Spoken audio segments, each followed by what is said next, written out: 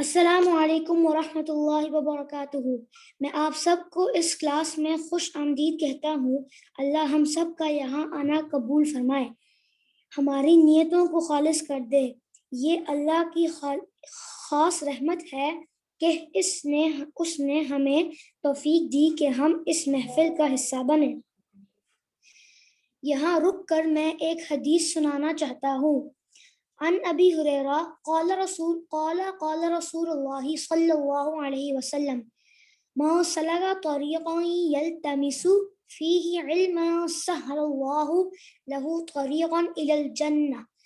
حضرت ابو ہریرہ رضی اللہ عنہ سے روایت ہے کہ رسول اللہ صلی اللہ علیہ وسلم نے فرمایا کہ جو علم کے راستے پر چلتا ہے اللہ اس کے لیے جنت کا راستہ آسان کر دیتے ہیں۔ ہمارے اس کورس کا عنوان ہے جنگ بدر۔ یہ جنگ رمضان کے بابرکت مہینے میں واقع ہوئی تھی، 17 رمضان 2 ہجری۔ اس لیے ہم نے فیصلہ کیا کہ رمضان میں اس جنگ کے بارے میں پڑھا جائے اور استفادہ کیا جائے۔ استاد حافظ ارشد یوسف ہر اتوار کو یہ کلاس لیا کریں گے، پاکستان ٹائم 4:30 سے 5:30 پر انشاءاللہ۔ یہ کورس 1 مہینے کا ہے۔ ہماری کل 4 کلاسیں ہوں گی اور ہر ہفتے ایک ٹیسٹ بھیجا جائے گا انشاءاللہ۔ اگر کسی کا کوئی سوال ہے تو وہ ایڈمن کو بھیج سکتے ہیں۔ بارک اللہ فیکم۔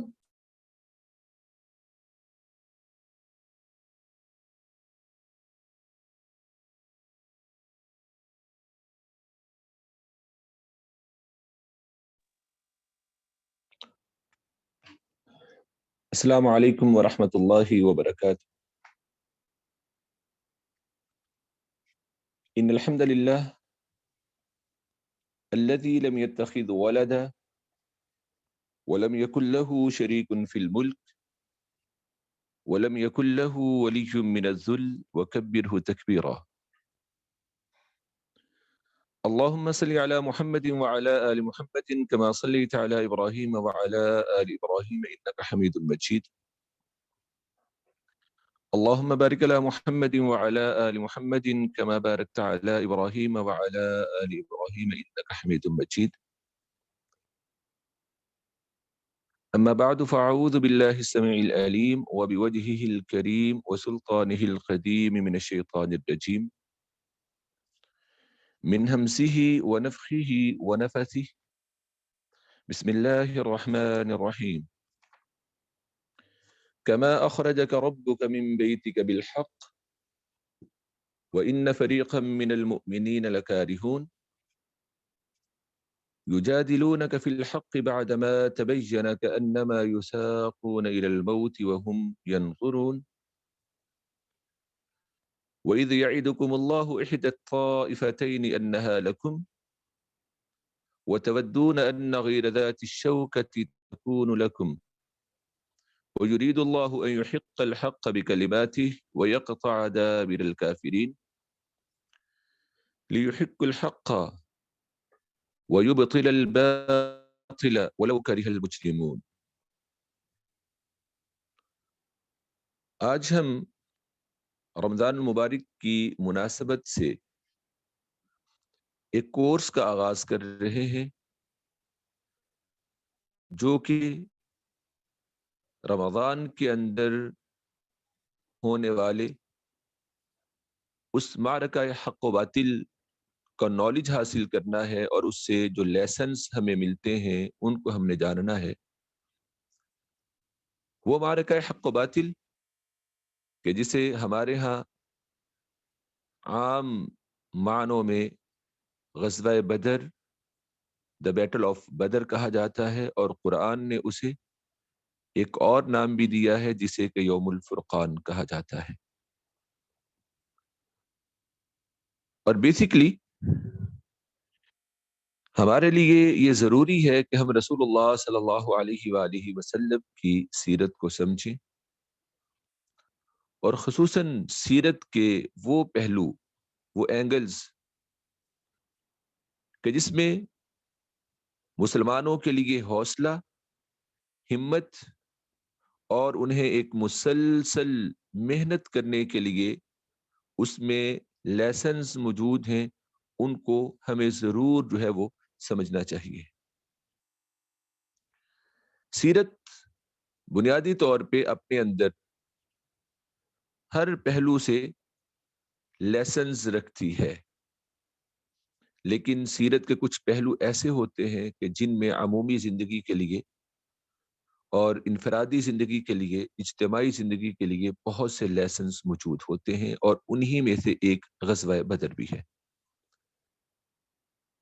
آج کی ہماری کلاس غزوہ بدر کے بیک گراؤنڈ کے اوپر ہوگی، اور غزوہ بدر کے بیک گراؤنڈ کے اوپر ہم انشاءاللہ کچھ انفارمیشن جو کہ ہمارے ہاں پہلے سے موجود نہیں ہوگی وہ انشاءاللہ ہم جانیں گے۔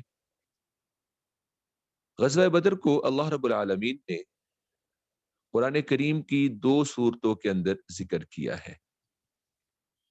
ایک قرآن کریم کی سورہ آل عمران، سورہ نمبر 3 اور پارہ نمبر 4، اور سورہ نمبر 3 آل عمران کا رکوع نمبر 13 اور پارہ نمبر 4 کا رکوع نمبر 4۔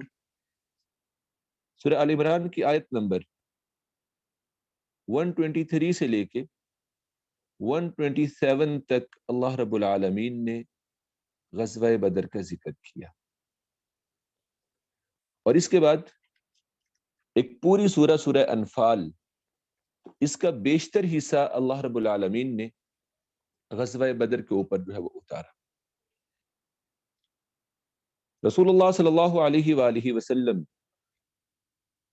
اس غزوہ بدر سے پہلے بھی کچھ غزوات و سرایات کر چکے تھے، جیسا کہ اگر ہم سیرت کا مطالعہ کریں تو ہمیں یہ بات ملے گی کہ آپ صلی اللہ علیہ وآلہ وسلم جب مکہ سے ہجرت کر کے مدینہ تشریف لے کے آئے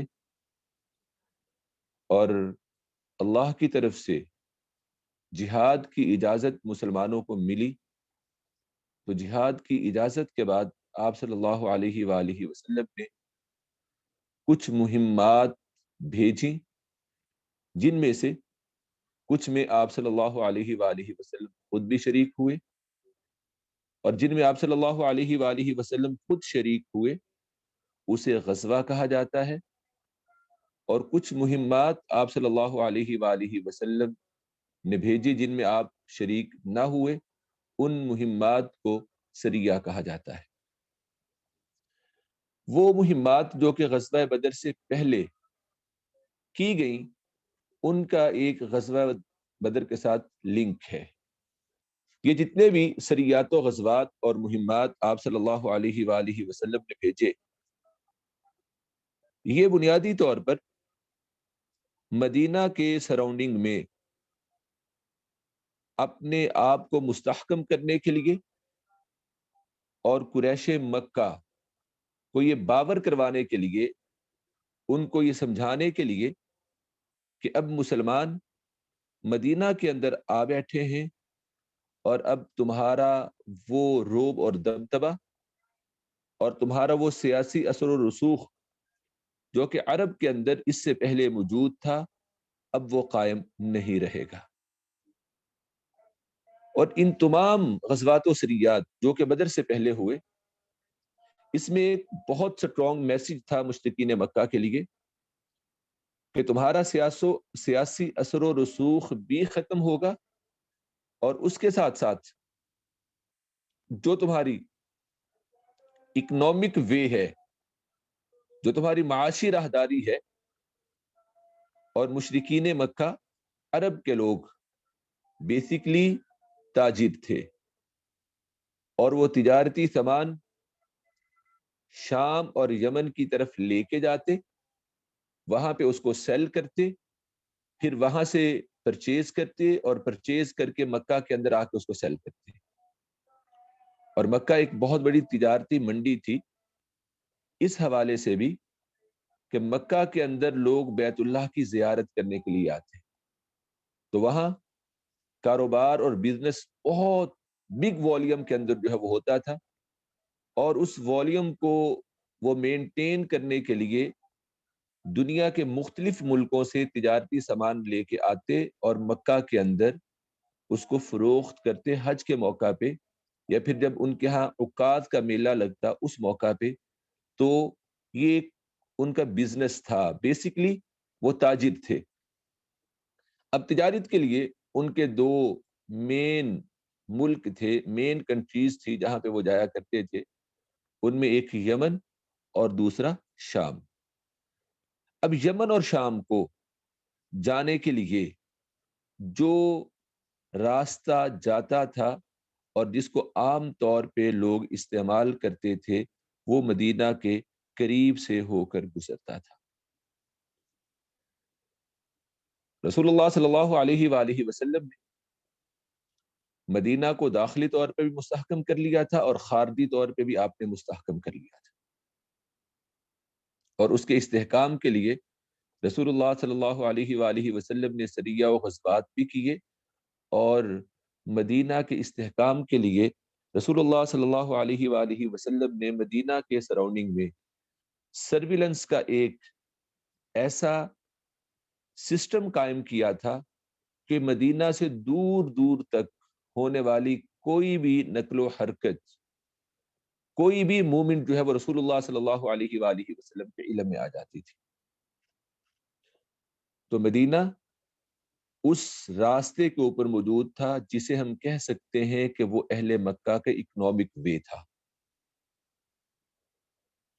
مدینہ سے ایک تجارتی مکہ سے ایک تجارتی قافلہ نکلتا ہے، جس تجارتی قافلے کے سربراہ جو ہیں وہ جناب ابو سفیان رضی اللہ تعالی عنہ ہیں، جو کہ اس وقت تک ابھی مسلمان نہیں ہوئے تھے.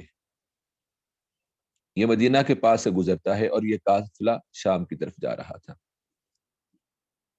رسول اللہ صلی اللہ علیہ وآلہ وسلم نے جو سرویلنس کا سسٹم بنایا ہوا تھا، اس سسٹم نے آپ صلی اللہ علیہ وآلہ وسلم کو بتا دیا کہ مکہ کا ایک قافلہ شام کی طرف روانہ ہوا ہے اور وہ شام میں تجارت کے لیے جا رہا ہے. آپ صلی اللہ علیہ وآلہ وسلم نے اس کو گزرنے دیا، جانے دیا. جب کچھ ماہ کے بعد یہ تجارتی قافلہ واپس آ رہا تھا اور رسول اللہ صلی اللہ علیہ وآلہ وسلم کا سرویلنس سسٹم جو ہے وہ حرکت میں تھا، ایکٹیو تھا، تو آپ صلی اللہ علیہ وآلہ وسلم کو معلوم ہو گیا اس تجارتی قافلے کے بارے میں. اور ادھر دوسری طرف جو اس عرب مکہ کے تجارتی قافلے کے جو سربراہ تھے حضرت ابو سفیان رضی اللہ تعالی عنہ، انہیں بھی خطرہ محسوس ہوا. کیوں کہ جاتے ہوئے انہوں نے دیکھ لیا تھا کہ ہمیں مسلمانوں نے دیکھ لیا ہے، اور جب وہ واپس آ رہے تھے تو ان کے ذہن کے اندر، ان کے مائنڈ کے اندر یہ بات بیٹھی ہوئی تھی کہ مدینہ کے اندر مسلمان انتظار کر رہے ہوں گے. اس لیے انہوں نے مدینہ سے پہلے جب انہیں محسوس ہوا کہ مدینہ کے لوگوں کو میرے اس تجارتی قافلے کے بارے میں علم ہو چکا ہے اور اب مدینہ کے لوگ مجھے جو ہے وہ روکیں گے، تو انہوں نے یہ کام کیا کہ دو کام انہوں نے کیے. ایک کام یہ ہوا کہ انہوں نے جو عام راستہ تھا اس کو چھوڑ دیا. ایک عام راستہ تھا، فارمل وے تھا، جس کو اوپر سبھی لوگ آتے جاتے تھے.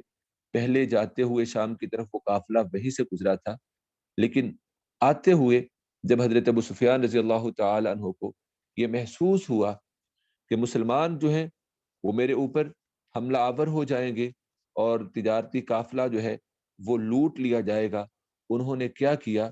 انہوں نے اپنا راستہ تبدیل کر لیا.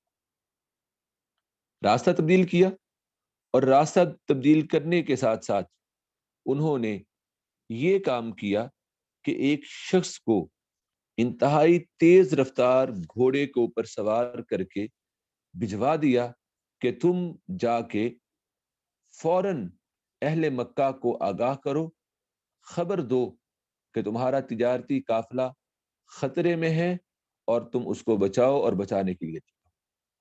یہ جسے بھیجا گیا ان کا نام زمزم بن عمر غفاری تھا، غفار قبیلے کے یہ شخص تھے۔ اب یہ ایلچی وہاں پہ پہنچتا ہے اور اہل مکہ کو یہ خبر دیتا ہے کہ تمہارا تجارتی قافلہ کیا ہے، خطرے میں ہے۔ اور دوسری طرف جناب ابو سفیان رضی اللہ تعالیٰ عنہ، جنہوں نے ابھی تک اسلام قبول نہیں کیا تھا، معمول کا راستہ جو بدر کے قریب سے ہو کر گزرتا تھا اس کو چھوڑ کر قافلے کو مدینہ سے دور ساحل سمندر کے راستے پر ڈال دیا۔ راستہ بدلنے سے قافلہ تو ممکنہ خطرے سے بچ گیا، مگر وہ میسنجر جو کہ مکہ میں پہنچ چکا تھا، اب مکہ والوں نے یہ سوچا کہ مسلمان تو ہمارے تجارتی راستے کے اوپر بیٹھے ہوئے ہیں، اگر یہ مسلمان مضبوط ہو گئے تو کل ہمارے لیے تجارت کرنا جو ہے وہ ناممکن ہوگا۔ اس لیے انہوں نے ایک تو اس تجارتی قافلے کو بچانے کے لیے اور سیکنڈلی مسلمانوں کے خطرے کو ختم کرنے کے لیے تیاری شروع کر دی۔ اب وہ کہتے ہیں نا کہ جلدی جلتی پر تیل کا کام، ایک محاورہ ہے جلتی پر تیل کا کام، یہ بھی ہوا۔ وہ ہوا ایسے کہ ایک سریہ نخلا ہوا کہ رسول اللہ صلی اللہ علیہ وآلہ وسلم نے مسلمانوں کو آپ بھیجا کرتے تھے، آپ صلی اللہ علیہ وآلہ وسلم نے مسلمانوں کو بھیجا رجب 2 ہجری، ایک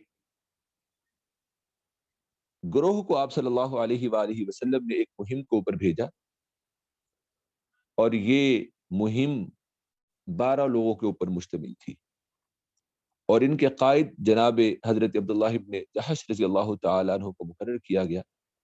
آپ صلی اللہ علیہ وآلہ وسلم نے ان کو ایک تحریر لکھ کر دی اور ہدایت فرمائی کہ 2 دن سفر کر لینے کے بعد جب تم رکو گے تو تم نے اس تحریر کو دیکھنا ہے۔ چنانچہ 2 دن کے بعد حضرت عبداللہ نے تحریر دیکھی تو اس میں یہ درج تھا کہ جب تم میری یہ تحریر دیکھو تو آگے بڑھتے جاؤ یہاں تک کہ مکہ اور طائف کے درمیان نخلا ایک پوائنٹ ہے، وہاں تم رک جانا، اور وہاں سے قریش کا ایک قافلہ تجارتی گزرے گا، اس تجارتی قافلے کو دیکھنے کے لیے اس کی گھات میں تم نے بیٹھ جانا، اور اس تجارتی قافلے کی خبر جو ہے وہ ہمیں تم نے بتانا ہے۔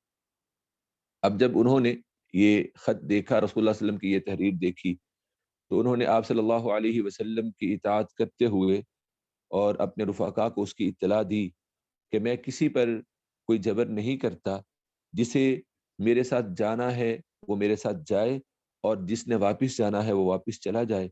تو وہ سارے ہی حضرت عبداللہ ابن جحش کے ساتھ چل پڑے۔ حضرت عبداللہ ابن جحش نے طویل سفر طے کر کے نخلا نامی جگہ کے اوپر وہ ٹھہرے، اور وہاں سے قریش کا ایک قافلہ گزرا، یہ بھی ایک تجارتی قافلہ تھا جو کہ چمڑے اور سامان تجارت اور کشمش کو لیے ہوئے تھا۔ قافلے میں عبداللہ ابن مغیرہ کے 2 بیٹے عثمان اور نوفل اور عمر بن حضرمی اور حکیم بن کیسان، یہ مشرکوں کی طرف تھے۔ مسلمانوں نے باہم مشورہ کیا کہ آخر کیا کریں، آج حرمت والا مہینہ رجب کی آخری تاریخ ہے، اور اگر ہم لڑائی کرتے ہیں تو اس حرمت والے مہینے کی بے حرمتی ہوتی ہے، اور اگر رات بھر رک جاتے ہیں تو یہ لوگ حدود حرم میں داخل ہو جائیں گے۔ اس کے بعد سب کی رائے یہی ہوئی کہ حملہ کر دینا چاہیے۔ چنانچہ ایک شخص نے عمر بن حضرمی کو تیر مارا اور اس کو قتل کر دیا۔ باقی لوگوں نے عثمان اور حکیم کو گرفتار کر لیا، البتہ جو چوتھا شخص تھا نوفل، وہ نکلا اور مکہ میں پہنچ گیا۔ اب ایک تجارتی قافلہ اس کو نقصان پہنچایا گیا نخلا کے مقام پہ، اور ان میں سے ایک بچ نکلنے والا شخص مکہ میں پہنچتا ہے، اور عین اسی ٹائم میں وہ جنہیں ابو سفیان رضی اللہ تعالیٰ عنہ نے بھیجا ہوتا ہے وہ بھی وہاں پہ مکہ کے اندر پہنچ جاتا ہے۔ اب مکہ کے لوگ جو پہلے ہی تنگ آئے ہوئے تھے، انہوں نے جب ان دونوں باتوں کو سنا تو وہ اپنے اس تجارتی قافلے کو بچانے کے لیے نکلے جس میں ان کا موسٹلی سامان تجارت جو ہے موجود تھا۔ آپ اس تجارتی قافلے کے مالیت کا اندازہ اس بات سے لگا سکتے ہیں کہ اس تجارتی قافلے میں منیمم 900 یا 1300 اونٹ جو ہے وہ موجود تھے، اور ان تمام کیملز کے اوپر، اونٹس کے اوپر اسلحہ کا سامان اور انتہائی قیمتی ریشم اور دیگر چیزیں جو ہے وہ لدی ہوئی تھی جو کہ وہ شام سے لے کے آ رہے تھے۔ اور اس تجارتی قافلے کی جو مالیت تھی اس کے اندر جو سونا موجود تھا وہ 50,000 دینار، دینار کرنسی تھی رسول اللہ صلی اللہ علیہ وآلہ وسلم کے زمانے میں، جو کہ پیور گولڈ سے بنی ہوئی ہوتی تھی۔ وہ پیور گولڈ کے بنے ہوئے کوئنز جنہیں دینار کہا جاتا تھا، ان کی فگر کیا تھی؟ 50,000 تھی، 50,000۔ اگر اس کو میلٹ کر کے کے جی کے اندر لایا جائے تو آج کے دور کے اسکیل کے مطابق، ویٹ کے مطابق 262 262 کے جی سونا جو ہے وہ بنتا ہے۔ اب یہ اتنی مالیت کا سونا اس تجارتی قافلے کے اندر موجود تھا، تو مشرکین مکہ جو ہیں وہ اس تجارتی قافلے کو بچانے کے لیے نکلتے ہیں، اور ادھر رسول اللہ صلی اللہ علیہ وآلہ وسلم کو اللہ رب العالمین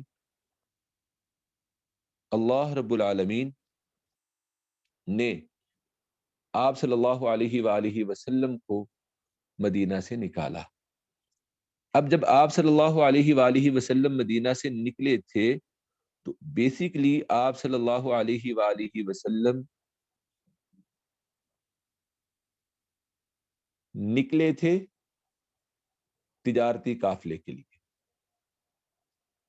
اللہ فرماتے ہیں سورہ انفال آیت نمبر 5، کما اخرجک ربک من بیتک بالحق، کہ جیسے بدر کے ٹائم آپ کے رب نے آپ کو آپ کے گھر مدینہ سے حق کے ساتھ نکالا، مین بہترین تدبیر کے ساتھ نکالا۔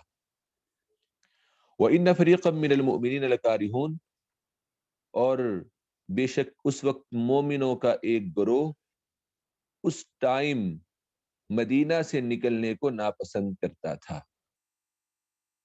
یجادلونک فی الحق، وہ آپ سے حق کے معاملے میں اس کے واضح ہو جانے کے بعد جھگڑتے تھے، گویا کہ انہیں موت کی طرف جو ہے وہ دھکیلا جا رہا ہو اور وہ اس موت کو دیکھ رہے ہیں۔ وَإِذْ يَعِدُكُمُ اللَّهُ إِحْدَى الطَّائِفَتَيْنِ، اور جب اللہ تم سے دو گروہوں میں سے ایک کا وعدہ کر رہا تھا کہ یقیناً وہ تمہارے لیے ہے، اور تم چاہتے تھے ان غیر ذات الشوکۃ تکون لکم، جو غیر مسلح تجارتی قافلہ ہے وہی تمہارے ہاتھ لگے، اور اللہ کا ارادہ یہ تھا کہ وہ اپنے فرامین کے ساتھ حق کو ثابت کر دکھائے اور کافروں کی جڑ تک جو ہے وہ کاٹ ڈالے، ان کا نام و نشان تک مٹا دے۔ لیحق الحق ویبطل الباطل، تاکہ وہ اللہ حق کو سچ کر دکھائے اور باطل کو جھوٹ کر دکھائے، اگرچہ مجرم لوگ اسے ناپسند بھی کریں۔ اب تجارتی قافلہ رسول اللہ صلی اللہ علیہ وآلہ وسلم کے علم میں آ چکا تھا، اور وہ تجارتی قافلہ مدینہ سے بہت پیچھے اپنا راستہ تبدیل کر کے مکہ کی طرف روانہ ہو چکا تھا، اور وہ اس مقام سے گزرنے والا تھا کہ جس مقام پہ، جس پوائنٹ پہ کل مسلمان اور مشرک جو ہے وہ اکٹھے ہونے والے تھے۔ خیر وہ قافلہ تو بحفاظت مکہ کے اندر پہنچ گیا، لیکن رسول اللہ صلی اللہ علیہ وآلہ وسلم نکلے۔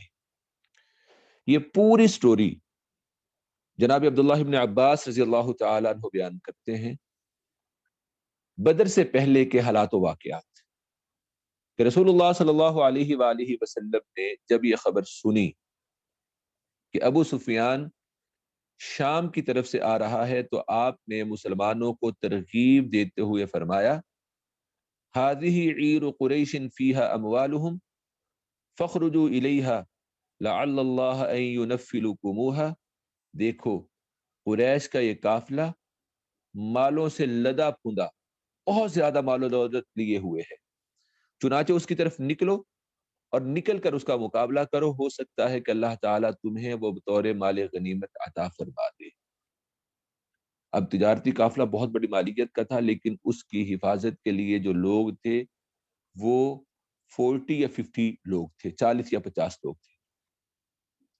आप सल्लल्लाहु अलैहि वसल्लम ने लोगों को उस काफिले के लिए निकलने का कहा।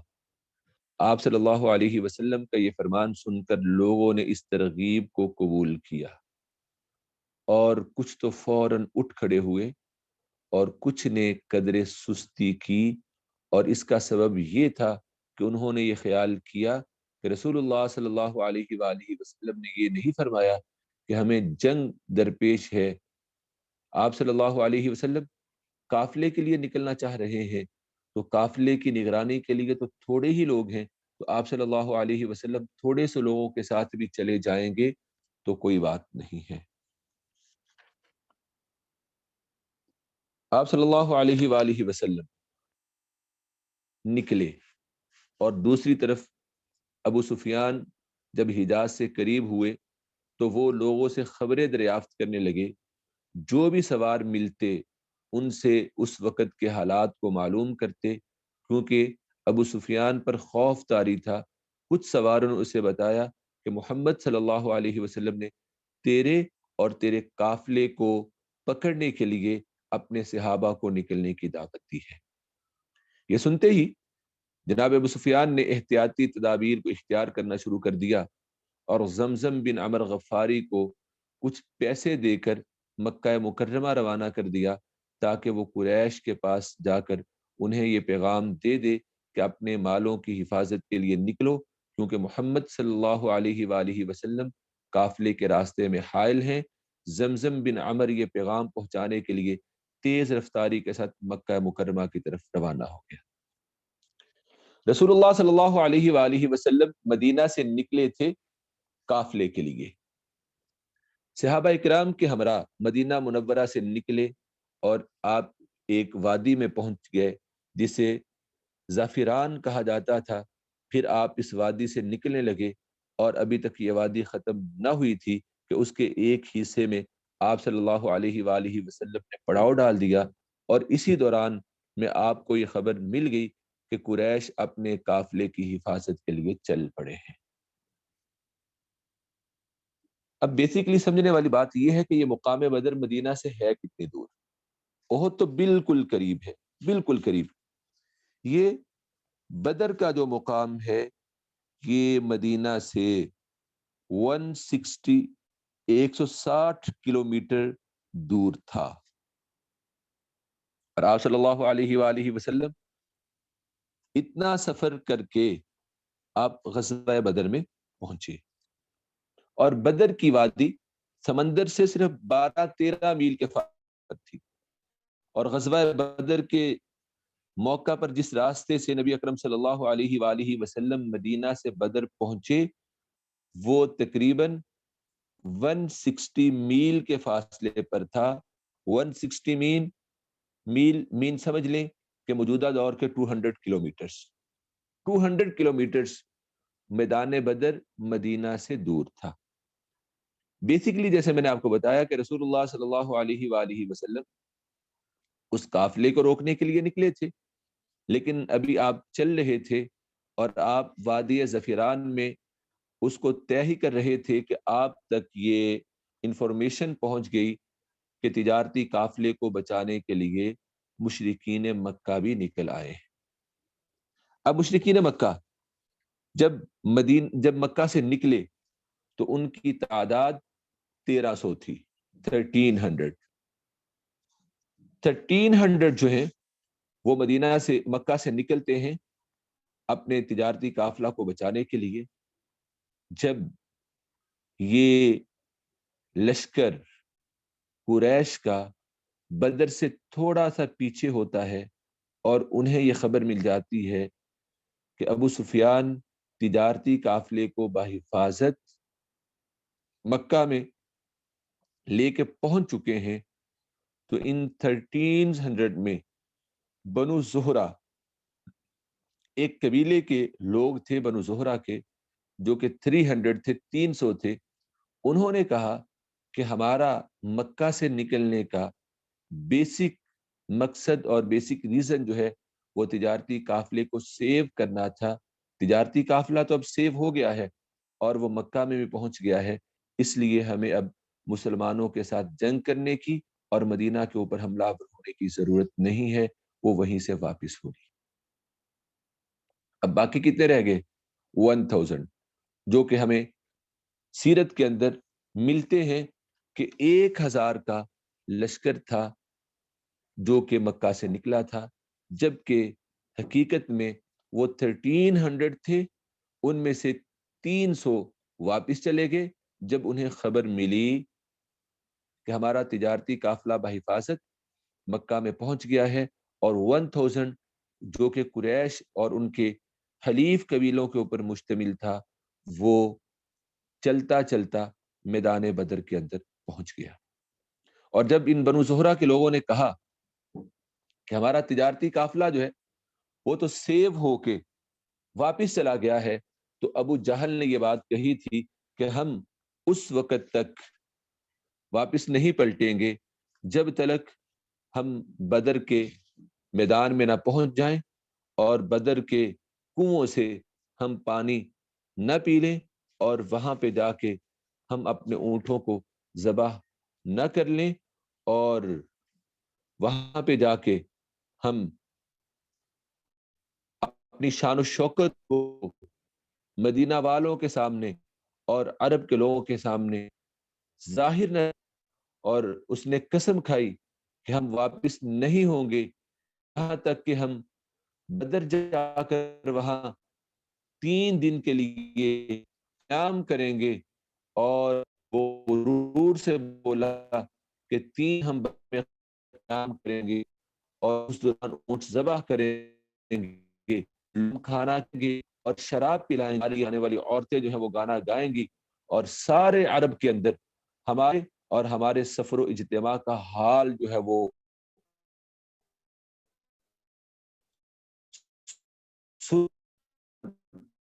لوگ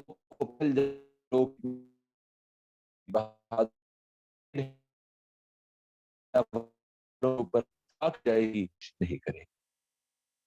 اب یہ بھی بدر میں پہنچ گیا اس نیت کے ساتھ۔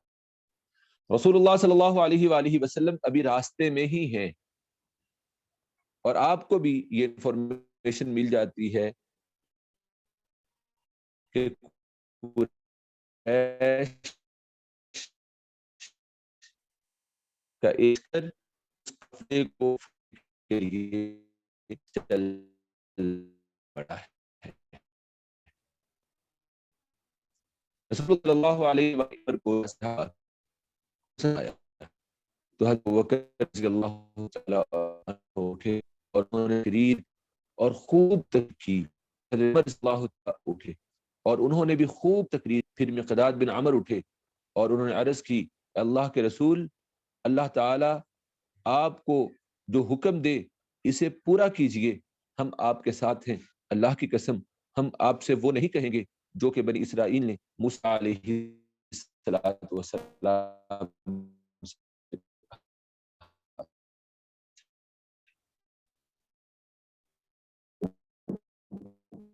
یہ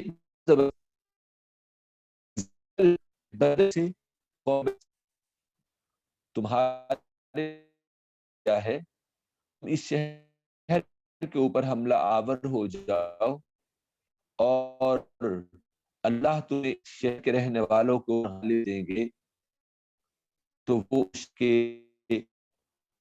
رہنے والے لوگوں کی وہ طاقت کے کیسی قوم جو قانون نے کیا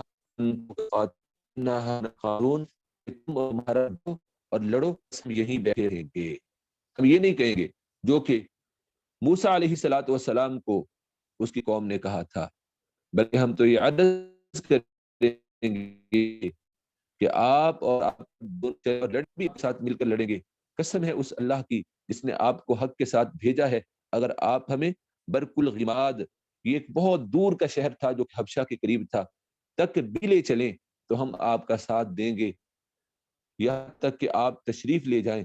رسول اللہ صلی اللہ علیہ وآلہ وسلم نے ان کی تعریف کی اور ان کے لیے دعا فرمائی۔ پھر آپ صلی اللہ علیہ وآلہ وسلم نے فرمایا اشیروا علی ایھا الناس، لوگوں مجھے مشورہ دو، اور اس وقت آپ بولتے ہوئے انصار کو آپ ان کو مخاطب کر رہے تھے، انصار کو آپ مخاطب کر رہے تھے، کیونکہ ان کی تعداد بھی زیادہ تھی، اور اس لیے بھی آپ صلی اللہ علیہ وآلہ وسلم نے ان سے پوچھا کہ السلام انصار علیکم نے بیعت عقبہ کے وقت، جی سر آپ کی آواز کٹ رہی ہے۔ اچھا بیٹے میں دیکھتا ہوں۔ رسول اللہ صلی اللہ علیہ وآلہ وسلم نے انصار سے پھر دوبارہ پوچھا، ان سے مشورہ مانگا کہ بتاؤ تم کیا چاہتے ہو، تمہارا کیا مشورہ ہے؟ اور ان سے مشورہ لینے کی بیسک ریزن یہ تھی کہ ان کی تعداد بھی زیادہ تھی، اور اس لیے بھی کہ انصار نے بیعت عقبہ کے وقت کہا تھا اے اللہ کے رسول، ہم آپ کی ذمہ داری سے اس وقت تک بری ہیں جب تک آپ ہماری بستی میں تشریف نہیں لے آتے، جب آپ تشریف لے آئیں گے تو آپ ہماری ذمہ داری میں ہوں گے، ہم آپ کی حفاظت ہر اس چیز سے کریں گے جس سے ہم اپنے بچوں اور عورتوں کی حفاظت کرتے ہیں۔ رسول اللہ صلی اللہ علیہ وآلہ وسلم کا بار بار انصار سے مشورہ لینا، اس کے پیچھے ریزن یہ تھی کہ کہیں انصار یہ نہ سمجھتے ہوں کہ انہوں نے آپ کی مدد اور آپ کے تحفظ کا وعدہ صرف اس صورت میں کیا تھا کہ جب کوئی دشمن مدینہ میں آپ پر اچانک حملہ کرتے، اور اس شکل میں کہ اگر آپ نکلے جبکہ دشمن آپ کے اوپر حملہ آور نہ ہو، بلکہ آپ خود اپنے دشمن کے اوپر حملہ آور ہونے کے لیے نکلیں، تو اس وقت ہم مدد نہیں کریں گے۔ آپ صلی اللہ علیہ وآلہ وسلم کے ذہن میں یہ بات موجود تھی، اسی لیے آپ صلی اللہ علیہ وآلہ وسلم نے ان سے پوچھا اشیروا علی ایھا الناس، اور آپ نے اپنا فیس کن کی طرف کیا ہوا تھا؟ انصار کی طرف۔ بیسیکلی یہ مشورہ آپ کن سے لے رہے تھے؟ انصار سے لے رہے تھے، اور اس کے بیک میں جو ریزن تھی وہ یہی تھی کہ انصار نے آپ صلی اللہ علیہ وآلہ وسلم کی مدد، آپ کے تحفظ اور دشمنوں کے خلاف جنگ کرنے کا آپ سے وعدہ کیا تھا۔ جب آپ سے مشورہ لیا تو اس وقت حضرت سعد بن معاذ رضی اللہ تعالیٰ نے عرض کی اے اللہ کے رسول، مجھے معلوم ہوتا ہے کہ آپ کا اشارہ ہماری طرف ہے۔ فرمایا ہاں سعد، میں انصار سے ہی پوچھ رہا ہوں۔ تو انہوں نے عرض کی اے اللہ کے رسول صلی اللہ علیہ وسلم، ہم آپ پر ایمان لائے، آپ کی تصدیق کی اور گواہی دی کہ آپ جس چیز کے ساتھ تشریف لائے ہیں وہ بلا شبہ حق ہے، اور ہم سمع و طاعت بجا لانے پر آپ سے پختہ عہد و پیمان کر چکے ہیں۔ ہم نے آپ سے پختہ وعدہ کیا ہے کہ ہم آپ کی بات کو سنیں گے اور سننے کے بعد اس کو قبول کریں گے اور اس کے اوپر عمل کریں گے، نہ کہ ہم آپ کی بات سن کے اس کو ریجیکٹ کر دیں گے۔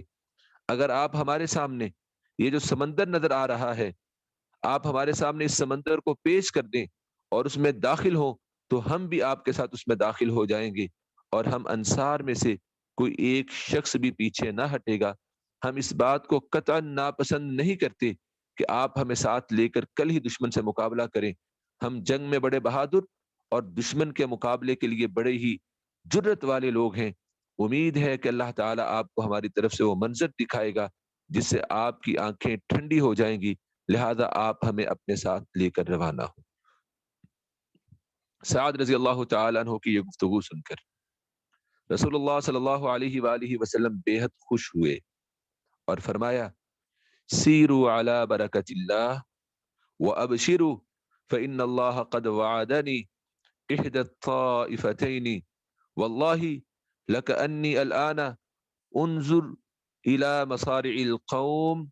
اللہ تعالیٰ کی برکت کے ساتھ چلو اور خوش ہو جاؤ کہ اللہ تعالیٰ نے مجھ سے دونوں گروہوں میں سے ایک کا وعدہ فرمایا ہے، اور اللہ کی قسم اس وقت میں دیکھ رہا ہوں کہ کفار قریش کس کس جگہ جو ہے وہ ڈھیر ہو گئے۔ رسول اللہ صلی اللہ علیہ وآلہ وسلم کو اللہ نے وحی کے ذریعے سے دکھا دیا، آگاہ کر دیا کہ میدان بدر میں قریش کے کفار جو ہیں وہ کس کس جگہ ان کی ڈیڈ باڈیز کی ڈھیریاں، میتیں جو ہیں وہ لگی ہوئی۔ تو یہ پس منظر ہے، بیک گراؤنڈ ہے کس کا؟ غزوہ بدر کا۔ اور غزوہ بدر کے بیک گراؤنڈ کے حوالے سے اللہ رب العالمین نے جو آیات نازل کی ہیں وہ سورہ انفال کی آیت نمبر 5 سے لے کے آیت نمبر 8 تک ہے کہ کما اخرجک ربک من بیتک بالحق، اللہ تعالیٰ نے آپ کو حق کے ساتھ جو ہے وہ نکالا تھا، اور مومنوں کی ایک جماعت اس وقت کے نکلنے کو ناپسند کر رہی تھی۔ اب آپ صلی اللہ علیہ وآلہ وسلم چلتے رہے، اور چلتے چلتے آپ صلی اللہ علیہ وآلہ وسلم میدان بدر میں پہنچ گئے۔ آپ صلی اللہ علیہ وآلہ وسلم کا یہ سفر بیسیکلی ایک بیضوی شکل میں تھا۔ آپ گھومتے گھومتے ڈبل سفر طے کرتے ہوئے آپ بدر کے میدان کے اندر پہنچے، اور آپ کے پہنچنے سے پہلے میدان بدر میں مشرکین کا لشکر پہنچ چکا تھا، اور میدان بدر کی 2 سائیڈز تھیں جن کو ہم انشاءاللہ العزیز آگے پڑھیں گے۔ اللہ رب العالمین نے قرآن کریم کے اندر بیان فرمایا ہے کہ اذ انتم بالعدوۃ الدنیا وہم بالعدوۃ القصویٰ، کہ جب تم قریب کی سائڈ پہ تھے اور وہ مشرکین دور کی سائڈ پہ تھے، یعنی کہ میدان بدر کی 2 سائڈز تھیں، اور ایک سائڈ پہ زمین پلین تھی، ہارڈ تھی، سٹرونگ تھی، اور اس کے اوپر چلنا انتہائی زیادہ آسان۔ اور سیکنڈ سائڈ جو کہ مشرکین نے چھوڑی ہوئی تھی، جو ہارڈ سائڈ تھی، جو بالکل چٹیل میدان پلین زمین تھی، کیونکہ مشرکین مکہ پہلے آئے تھے اس لیے انہوں نے اس سائڈ چیک کیا، اور آ کے انہوں نے بدر کے کنویں کے اوپر بھی قبضہ کر لیا، اور اس سے پانی جو ہے وہ لینا شروع کر دیا۔ رسول اللہ صلی اللہ علیہ وآلہ وسلم ان کے بعد جو ہے وہ پہنچے، اور انہوں نے آپ صلی اللہ علیہ وآلہ وسلم نے جس سائڈ پہ سٹے کیا، جس سائڈ پہ آپ اترے، اس سائڈ کی جگہ جو تھی وہ ریت والی تھی۔ اب اللہ رب العالمین نے جیسے میں نے ابھی ذکر کیا کہ 2 نام لیے ہیں، عدوۃ الدنیا۔ اگر آج بھی آپ بدر کے میدان میں جائیں تو نارتھ سائڈ پہ ایک سفید ٹیلہ آپ کو نظر آئے گا، اس سفید ٹیلے کو عدوۃ الدنیا جو ہے وہ کہا گیا ہے۔ اور عدوۃ القصویٰ بدر میں کس مقام کا نام ہے؟ عدوۃ القصویٰ کسے کہا جاتا ہے؟ وہ جنوبی سائڈ پہ سفیدی مائل ٹیلے کا نام ہے۔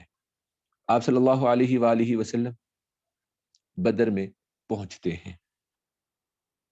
میں نے پہلے بتا دیا کہ بدر میں پہنچنے والے جو کفار کا لشکر تھا اس کے اندر 1000 لوگ جو ہیں وہ موجود تھے،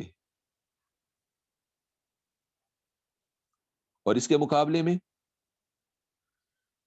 جو مسلمان پہنچے وہ 313 تھے۔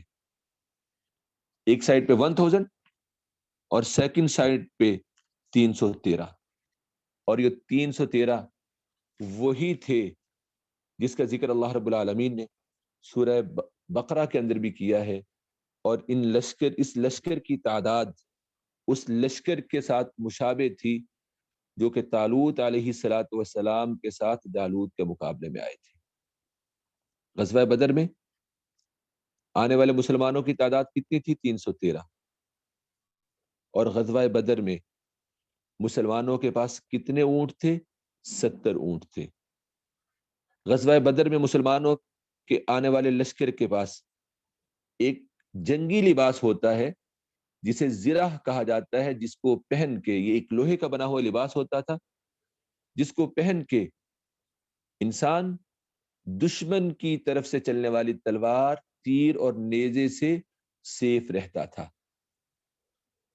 6 زریں تھیں، یعنی کہ 313 کے لشکر میں صرف 6 لوگوں نے زرہ جو ہے وہ پہنی ہوئی تھی۔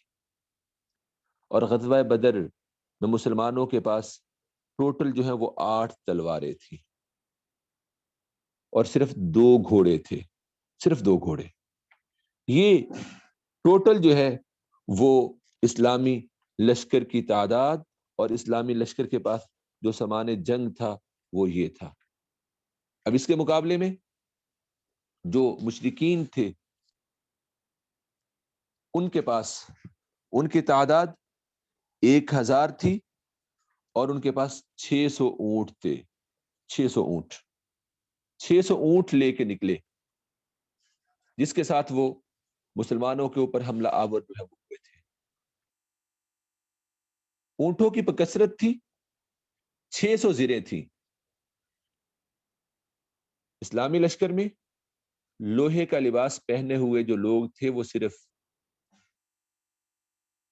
6 تھے، اور اس کے مقابلے میں مشرکین کے لشکر میں 600 لوگوں نے زرہ کا لباس پہنا ہوا تھا۔ مسلمانوں کے پاس صرف 2 گھوڑے تھے اور مشرکین کے پاس 100 گھوڑے تھے۔ مسلمانوں کے پاس صرف 70 اونٹ تھے اور مشرکین مکہ کے پاس اونٹوں کی بکثرت تعداد تھی، جس کے بارے میں سیرت نگار لکھتے ہیں کہ ڈیلی 9 یا 10 اونٹ جو ہے وہ ذبح کیے جاتے تھے اور اس لشکر کو کھلائے جاتے، اور جو اس لشکر سے قریب سے گزرتا اس کو بھی کھلائے جاتے۔ اب یہ لشکر دونوں جو ہیں وہ میدان بدر کے اندر پہنچ چکے ہیں۔ اب میدان بدر میں پہنچنے کے بعد رسول اللہ صلی اللہ علیہ وآلہ وسلم نے جب مشرکوں کے لشکر کو دیکھا اور ان کے سامان حرب و ضرب کو دیکھا، جنگی آلات کو دیکھا، ان کی جنگی تیاریوں کو دیکھا، اور دوسری طرف اپنی جماعت کو دیکھا، تو اللہ رب العالمین سے پھر رسول اللہ صلی اللہ علیہ وآلہ وسلم نے دعا کی۔ نازک حالات تھے، اور ان نازک حالات میں مسلمانوں کا لشکر مدینہ میں پہنچ چکا ہے، اور مدینہ میں پہنچنے کے بعد آپ صلی اللہ علیہ وآلہ وسلم اللہ کے سامنے پھر گڑ گڑاتے ہیں، اور اللہ رب العالمین سے پھر جو ہے وہ دعا کرتے ہیں، اور دعا کرنے کے بعد پھر اللہ رب العالمین کی مدد آتی ہے۔ آپ صلی اللہ علیہ وآلہ وسلم مسلمانوں کو صفے درست کرنے کا حکم دے کے واپس آتے ہیں اور اللہ تعالیٰ سے یہ دعا کرتے ہیں، اللہم انجز لی ما وعدتنی، اللہم انشدک عہدک ووعدک، اے اللہ آپ نے مجھ سے جو وعدہ کیا ہے اسے پورا فرما دے، اے اللہ میں تجھ سے تیرے عہد اور تیرے وعدے کا سوال کر رہا ہوں۔ اور اللہ کے نبی صلی اللہ علیہ وآلہ وسلم نے یہ دعا کی، اللہم ان تہلک ہذہ العصابۃ اليوم لا تعبد، اے اللہ اگر آج یہ گروہ ہلاک ہو گیا تو تیری عبادت نہ کی جائے گی، اے اللہ اگر تو چاہے تو آج کے بعد تیری عبادت کبھی نہ کی جائے۔ رسول اللہ صلی اللہ علیہ وآلہ وسلم اس طرح سے دعا کر رہے ہیں۔ دعاؤں کے بعد پھر اللہ رب العالمین کی نصرت اور مدد کا آغاز ہوتا ہے۔ یہ سیکنڈ چیپٹر ہوگا ہمارا غزوہ بدر کے حوالے سے۔ فرسٹ چیپٹر کیا تھا؟ فرسٹ چیپٹر میں آج کی کلاس میں، فرسٹ کلاس میں ہم نے غزوہ بدر کا بیک گراؤنڈ اس کو جانا، اور بیک گراؤنڈ کے اندر جتنی بھی باتیں تھیں اس کو ہم نے جانا۔ رسول اللہ صلی اللہ علیہ وآلہ وسلم مدینہ سے نکلے تھے تجارتی قافلے کے اوپر حملہ آور ہونے کے لیے، اور اس کے پیچھے ریزن کیا تھی؟ 2 ریزنز تھی جن کو جاننا ہمارے لیے ضروری ہے۔ ایک ریزن تو یہ تھی کہ وہ انتہائی سافٹ ٹارگٹ تھا، ایزی ٹارگٹ تھا، کہ 40 لوگ تھے ان کے اوپر قابو پانا بہت ہی آسان تھا. اور سیکنڈ ریزن اس کے پیچھے یہ تھی کہ اس تجارتی قافلے کے اندر جو روپیہ خرچ کیا گیا تھا، جو پیسہ انویسٹ کیا گیا تھا، وہ بنیادی طور پہ ان مہاجرین کا تھا کہ جنہوں نے مدینہ کی طرف ہجرت کرتے ہوئے اپنے مال اور اموال سارے ہی مدینہ کے اندر، مکہ کے اندر چھوڑ دیے تھے. وہ سب کچھ مکہ کے اندر چھوڑ کے آ گئے تھے. جیسا کہ حضرت عبد الرحمن ابن عوف رضی اللہ تعالیٰ عنہ مکہ کے اندر بہت مالدار تھے، ویل سیٹلڈ تھے، اور ان کی شادی بھی ہو چکی تھی، ان کا ایک بچہ بھی موجود تھا. جب اللہ کی طرف سے ہجرت کا حکم آیا، یہ مکہ سے ہجرت کرنے کے لیے روانہ ہوتے ہیں، تو ان کے خاندان کے لوگ ان کو روک لیتے ہیں، مکہ سے نہیں نکلنے دیتے، اور کہتے ہیں عبد الرحمن کدھر جا رہے ہو؟ تو وہ کہتے ہیں کہ مجھے حکم ہوا ہے اور میں مکہ کو چھوڑ کے مدینہ کی طرف ہجرت کر رہا ہوں، اللہ نے ہمیں حکم دیا ہے. تو وہ حضرت عبد الرحمن ابن عوف سے کہتے ہیں کہ اے عبد الرحمن، جب تم پیدا ہوئے تھے تمہارے پاس کچھ نہیں تھا، تم نے ہمارے ریلیشن کے ساتھ ہمارے بل بوتے پہ تو نے یہ سب کچھ کمایا ہے، مکہ کے اندر کمایا ہے. اگر مکہ سے جانا چاہتے ہو تو تمہیں سب کچھ مکہ میں چھوڑنا پڑے گا. وہ سب کچھ جو ساتھ لے کے نکل رہے تھے ان سے لے لیا جاتا ہے. ایون دین کہ ان سے سواری تک، وہ گھوڑا جس کے اوپر وہ نکل رہے ہوتے ہیں وہ بھی ان سے واپس لے لیا جاتا ہے. ابھی حضرت عبد الرحمن ابن عوف کے والدین اور بھائی یہ باتیں کر ہی رہے ہوتے ہیں، ان سے سب کچھ واپس لے ہی رہے ہوتے ہیں کہ جناب عبد الرحمن بن عوف رضی اللہ تعالیٰ عنہ کے سسرال والے ان لاز جو ہیں وہ آ جاتے ہیں اور آ کے کہتے ہیں عبد الرحمن تم اکیلے جاؤ تو جاؤ، ہماری بیٹی کو کیوں لے کے جا رہے ہو؟ حضرت عبد الرحمن ابن عوف رضی اللہ تعالیٰ عنہ کی بیوی کو بھی ان کے ان لاز جو ہیں وہ لے جاتے ہیں. اب باقی بچہ بچتا ہے. عبد الرحمن ابن عوف رضی اللہ تعالیٰ عنہ کے گھر والے، ان کے خاندان والے اس بچے کو بھی لے لیتے ہیں، اور حضرت عبد الرحمن ابن عوف رضی اللہ تعالیٰ عنہ پیدل چل کے مکہ سے مدینہ پہنچتے ہیں. یہ جسٹ ایک ایگزامپل ہے، وگرنہ جو بھی مکہ سے نکلا تھا اپنا مال و دولت مکہ کے اندر چھوڑ کے نکلا تھا. مکہ کے اندر ان کے گھر بھی موجود تھے اور ان کے باغات بھی موجود تھے، سب کچھ موجود تھا. ان کے اوپر قبضہ کیا. ان کے جانے کے بعد اہل مکہ نے پھر اسی کو فروخت کر کے ایک تجارتی قافلہ تیار کیا گیا، اور یہی رقم لے کے جناب ابو سفیان شام کی طرف گئے اور وہاں تجارت کر کے، بزنس کر کے، منافع کما کے واپس جو ہے وہ آ رہے تھے. اس لیے مسلمانوں کا یہ مائنڈ بھی تھا کہ ہمیں کس کے اوپر حملہ آور ہونا چاہیے؟ اس تجارتی قافلے کے اوپر حملہ آور ہونا چاہیے.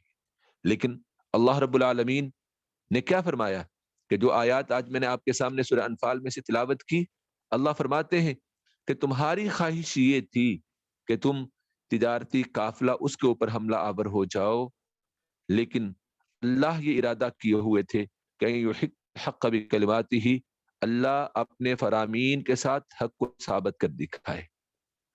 کہ اللہ نے مومنوں کے ساتھ نصرت و مدد کا وعدہ تو کیا ہوا ہے، اب اللہ بنیادی طور پہ چاہتے تھے کہ مسلمان مشرکین مکہ کے لشکر کے سامنے جا کے کھڑے ہو جائیں اور اللہ ان کی مدد کرے، اور اللہ کی نصرت اور مدد کے ساتھ اللہ پورے عرب کے اندر ایک سٹرونگ میسج دے دیں کہ اب عرب کے اندر مسلمانوں کی شان و شوکت ہوگی، مسلمانوں کی حکومت ہوگی، اور مسلمان ہی اگلی جو ہے وہ عرب کی سب سے بڑی سٹرونگ قوت ہوں گے. بیسیکلی اللہ رب العالمین یہ سب کچھ ارادہ کیے ہوئے تھے، اللہ کے علم میں تھا، لیکن اللہ رب العالمین ایک سینیریو بنا رہے تھے اور ڈیولپمنٹس جو ہے وہ ہو رہی تھی، اور حالات واقعات مسلمانوں کو اس طرف لیے چلے جا رہے تھے جو اللہ رب العالمین چاہتے تھے. اور جو اللہ رب العالمین چاہتے تھے اللہ نے اس کے لیے پھر انوائرمنٹ بنایا، حالات ویسے بنے، اور مشرکین مکہ بھی مکہ سے نکلے اتراتے ہوئے، فخر کرتے ہوئے، لوگوں کو دکھاتے ہوئے، شان و شوکت کا اظہار کرتے ہوئے، اور وہ بھی بدر میں پہنچے. مسلمانوں کا لشکر بھی بدر میں پہنچا. اب مسلمانوں کا لشکر جب بدر میں پہنچا تو عددی تعداد میں بھی کم تھا. اگر کاؤنٹ کیا جائے فگرز میں اس میں بھی کم تھا. اگر ویپنز دیکھے جائیں اس میں بھی مسلمانوں کا لشکر کم تھا. اگر گھوڑے دیکھے جائیں تب بھی مسلمانوں کے پاس کم تھے. زرے دیکھی جائیں تب بھی مسلمانوں کے پاس کم تھیں. تلواریں تو جسٹ تھی ہی 8 تلواریں تھی 313 کے پاس. اور کنڈیشن یہ تھی کہ تیر چلانے کے لیے کسی کے پاس کمان نہیں تھی. کمان تھا تو چلانے کے لیے تیر نہیں تھی. نیزے نہیں تھے, ڈھالیں نہیں تھی. یہ کنڈیشن تھی. اور سامان حرب و ضرب کی یہ کنڈیشن تھی کہ رسول اللہ صلی اللہ علیہ وسلم کے 2 صحابی آپ کے پاس آئے اور آ کے کہنے لگے کہ ہم آ تو گئے ہیں لیکن ہمارے پاس کچھ بھی نہیں ہے. آپ نے فرمایا جاؤ تم درخت کی ایک شاخ لے کے آؤ. وہ درخت کی ایک شاخ, ایک ٹہنی لے کے آئے. آپ صلی اللہ علیہ وآلہ وسلم نے اس کو 2 حصوں میں ڈیوائڈ اس کو دی اور اس کو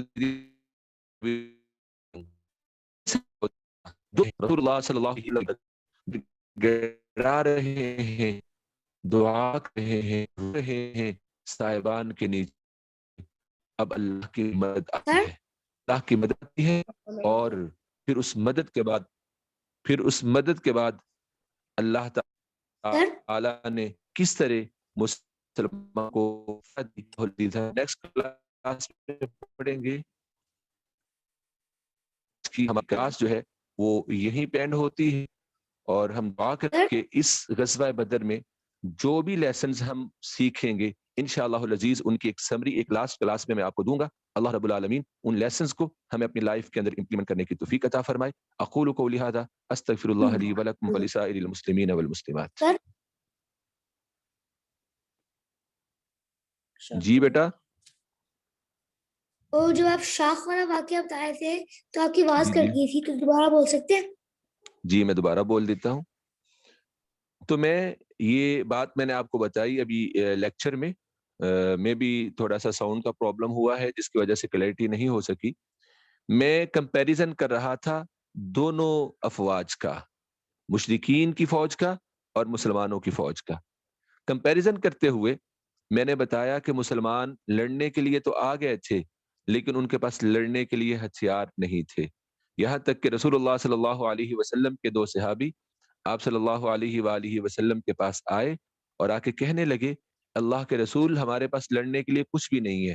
تو آپ نے فرمایا جاؤ تم درخت سے ایک شاخ اتار کے لاؤ. آپ صلی اللہ علیہ وسلم کے وہ صحابی شاخ اتار کے لائے. آپ نے اس کو 2 حصوں میں ڈیوائیڈ کیا, ایک اس کو دے دی اور ایک اس کو دے دی اور ان کو کہا جاؤ تم جا کے لڑو. تو یہ کنڈیشن تھی. اب اس کنڈیشن میں فتح جو ہے وہ صرف اللہ کی مدد کے ساتھ ہی آ سکتی ہے. اور رسول اللہ صلی اللہ علیہ وسلم گڑا رہے تھے صاحبان کے نیچے اللہ کی مدد کے لیے. تو پھر وہ اللہ کی مدد کیسے آئی یہ انشاءاللہ العزیز ہم نیکسٹ کلاس میں پڑھیں گے.